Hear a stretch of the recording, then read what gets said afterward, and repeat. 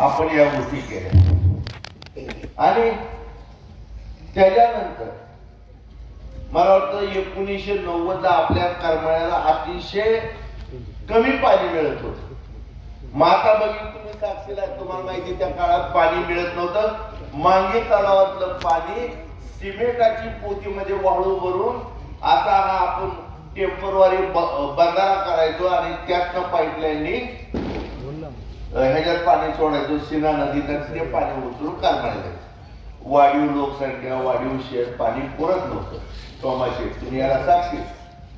आणि सगळ्यात निकडीचा प्रश्न शहरामध्ये होता तो पाण्याचा होता.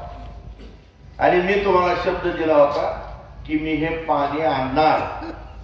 आणि त्यावेळेस तुम्ही मला आमदार केलं. तुमच्या नशिबाने 11 अपक्ष निवडून आले आणि सरकार बनवायसाठी तेवढ्या लोकांची गरज होती. त्याच्यामध्ये मी होतो. पवार साहेबांकडे गेलो. अर्थ खातं रामराव अधिकांकडे,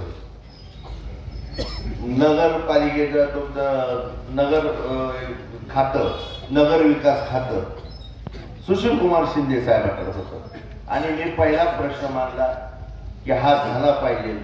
त्यावेळेच्या तुम्हाला सांगतो सचिवांनी त्यावेळेच्या बऱ्याचशा अधिकाऱ्यांनी सांगितलं की ही नगरपालिका क वर्गात आहे आणि क वर्गातल्या नगरपालिकेला 27 किलोमीटरवरनं पाणी देता येणार नाही. हे फिजिबल होत नाही. दहीगावचे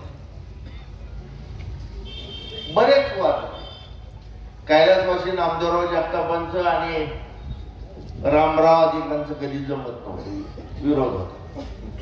आणि ते अर्थ खात्याचे मंत्री होते आणि त्यांना जर सांगितलं की बाबा ह्याच्यात तरतूद करा, म्हणजे आता तरी मावया गोव्याची चर्चा आहे.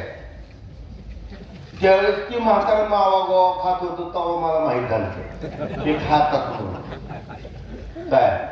आणि त्याच्या तोंडात कोंबडा असायचा